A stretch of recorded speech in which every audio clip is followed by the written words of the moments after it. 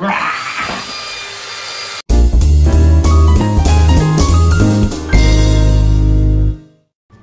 zdravo svima i dobrodošli u moj novi video. I kao što vidite, skroz je neki haos u mojoj sobi, a to je iz razloga zato što danas ću ovaj zid prekrečiti u belo. Tako da, nadam se da će vam svidjeti ovaj video i hajde da počnemo.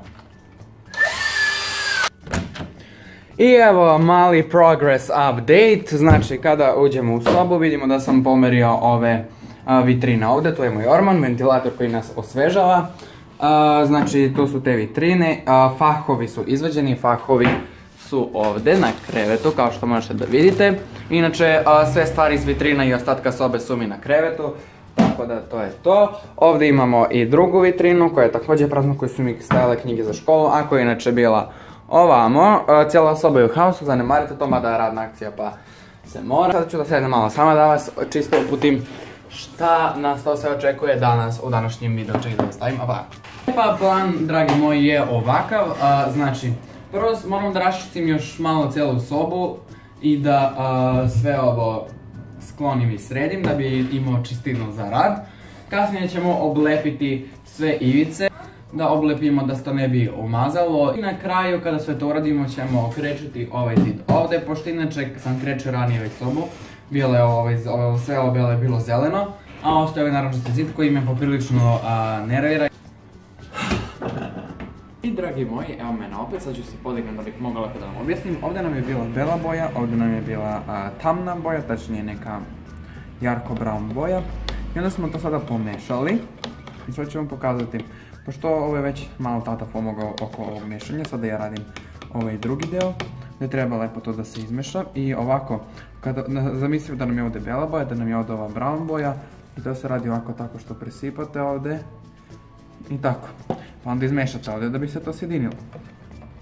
Mešate, mešate, mešate, mešate, mešate, stavite, pa onda stavite u ovu drugu da bi se izjednačila ta količina boje, kao što možete da vidite. I tako onda dobijamo sjedinjenu boju i mislim da je ovo neka boja čokoladnog mleka, tako da ovo je vrlo, vrlo ukusno i ne znam šta ja pričam. Iskreno ne znam, samo radim ovo i ne znam šta vam pričam ni kako vam pričam, samo pričam, da. I to bi bilo to, mislim da smo završili što se tiče mešanja ove boje. Sada ću sada prvo pomoći kod procesa nekog ceđenja i onda malo kasnije, posle ručka, prelazim na krečenje.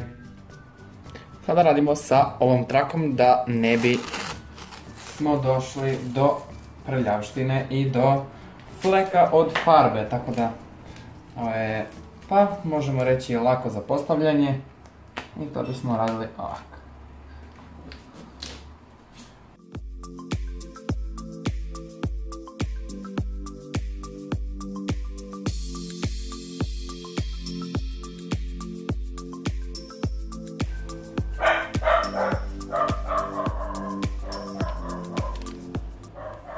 I evo šta smo radili posle par,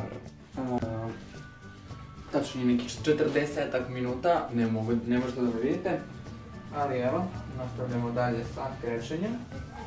Evo, da ćemo ovo je kao neki početni sloj, ali potom vidjet ćemo tek šta nas stvarno čeka i nadam se da će ispasti dobro. Ako me vidite, hej!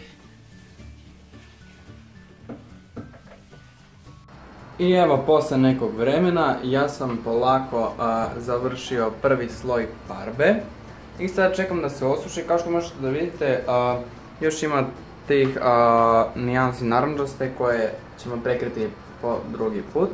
Izvadili smo ove sijalice i verujte mi da je ovo stvarno naporno i da stvarno ima dosta da se radi, ali šta je tu je, naravno ovo radim da bi i meni bilo lepše u sobi i sve ostalo. I 2 hours later. Evo mene opet, posle toliko vremena, ali verujte mi da stvarno ne snimam toliko često zato što je ovo vrlo naporno i onda samo i da snimam i ovo da radim i to je stvarno previše i onda sada da bi ovo sve lepo ispalo Evo, farbam već ne znam koliko, čekao sam da se osuši, da se napravi ovaj drugi sloj. Op, po vratima, znači čim vam se desi ovako nešto, uzmete i brišete. Op, ostavimo ovo ovdje i brišete da ne bi ostala fleka. Mi se vidimo kasnije. Bye! Hello! Iskreno, ostalo je još trunka farbe i ne znam sad da li će imati dovoljno, mislim da će imati tačno onoliko koliko mi treba. I više ne mogu! Work.